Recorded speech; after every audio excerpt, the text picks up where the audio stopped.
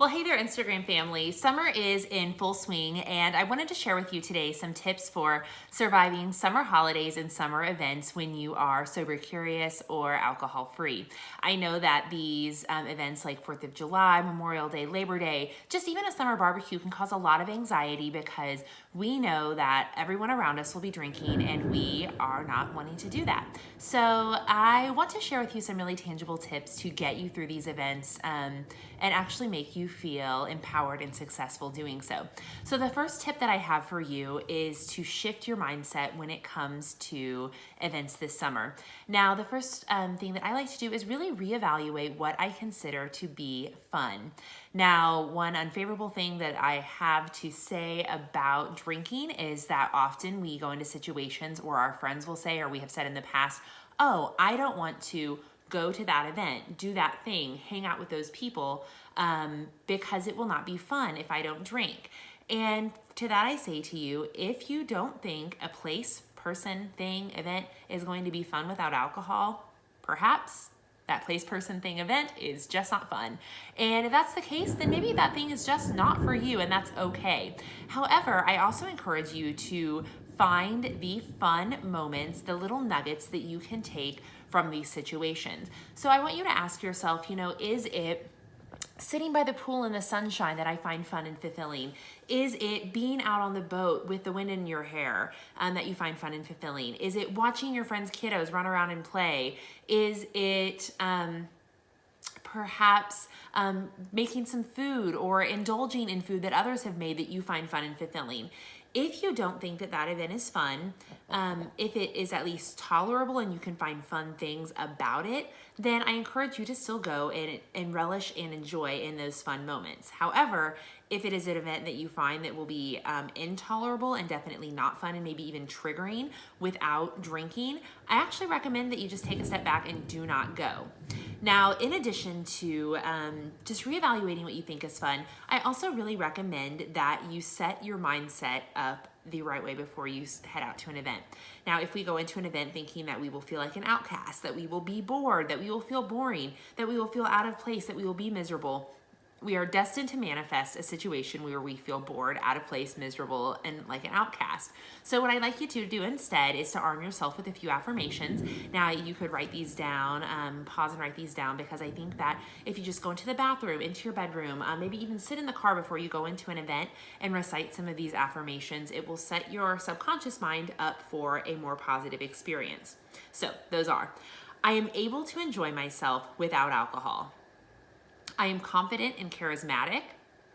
I can hold my own in social situations when I am not drinking. I can have fun and be fun without alcohol. I am capable and brave.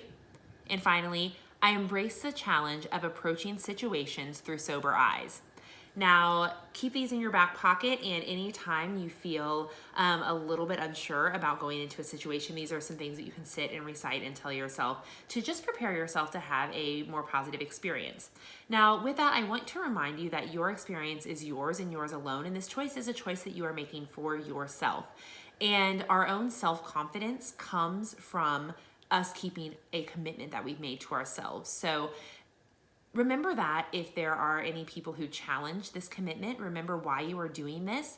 And remember that you don't owe them an explanation, but also that when you start to raise your standards, that will create discomfort in people whose standards have remained the same, because it serves as a psychological reminder that perhaps your higher standards mean that their standards are too low. And it creates a sense of discomfort because it reflects back to them that what they are doing is maybe not positive behavior, and it challenges them, and they will sometimes fight back. And if that happens, I encourage you to step away, to maybe even step away and let that friendship take a different form for a while.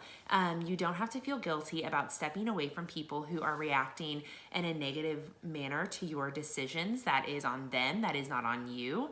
And typically what I will find is that friendship will take on a new form, or that friendship might fade away for a while. Maybe it comes back and maybe it doesn't. But if that person is not being supportive, it is not your responsibility to bend to make them feel more comfortable, or to force a friendship upon them if they are not able to be supportive in that time. So really just approach this with a specific mindset that will help you to be a little more prepared for the situation. Secondly, I like to create a solid game plan. Now, for me, that includes, first of all, arriving early. I always plan to get to an event before at kind of the onset of the event. And I'll do that for one of a couple of reasons. First, it might allow me to spend some time helping the host and spend some quality time with the host before the event gets started, and that allows me to be of service to the host. Second, it allows me a couple of other opportunities. Sometimes I will offer to pick up other friends and drive them to the event because I know that they'll be drinking and would have otherwise taken an Uber or a cab. And that allows me some quality time with those friends and also allows me to be of service to them in some way, but basically just to spend some time with them before they start drinking. Coming early and leaving early is also a great strategy because it really ensures that you're going to get the most amount of time with people before things just kind of start to go into a downward spiral. So I love to come early. I also prefer to bring my own drink. I usually bring like a sparkling water or a kombucha. I don't put that on the host to have things that will satisfy me and my needs that might be different from other people. I also like to bring my own cup. That way I have kind of like a decoy that distracts from anyone asking me if I need a drink, because if I always have a drink in my hand, no one has to ask. And if someone does ask if I need a drink, I usually just say, no, I'm good. And there's usually no other problem. No one usually even knows that I'm not drinking. I like to call this stealth sobriety. And I find in situations like this, that not mentioning that you're not drinking unless directly asked is probably the best case scenario. Now, if you are asked, or perhaps maybe you're given a shot to take, sometimes that happens on holiday weekends like this, I like to do a couple of things, either say, no, I'm good.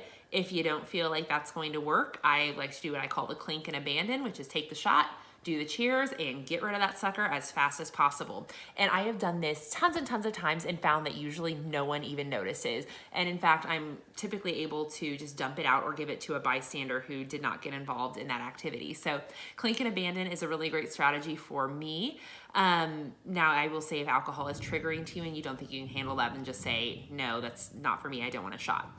I also like to go in with a script just in case someone does inquire further. It can be something very simple.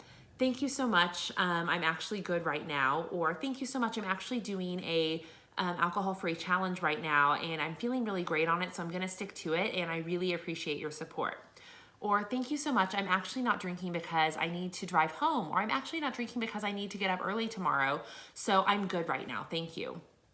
And again, if that person pushes the envelope with you, that is time just to walk away and just reevaluate if that person is going to be supportive in your life in this specific season of sobriety.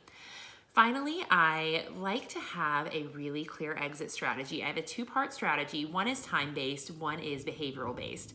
And the time-based cue is always a time limit that I set for myself that if I make it to this point, then it's time to leave because typically nothing productive happens at after that time. Now, on a holiday weekend when people have been drinking all day, typically that's a little bit earlier. On something like 4th of July, I might wait until just after sundown or just after fireworks. But typically on a regular night, I'll wait until about 10:30 or 11. And that's when I find that for me, as an alcohol-free person, I like to go to bed early anyway. And anytime about after 10:30 or 11, I start to be kind of cranky and not super sociable or at my best anyway. So I find that's the best time for me to leave. But I also find that 10:30 and 11 are distinct times when things really start to go downhill. So I'll still be at this level and my friends have kind of started to be up here and I realize, you know what, we're in different places right now. I'm going to go ahead and go.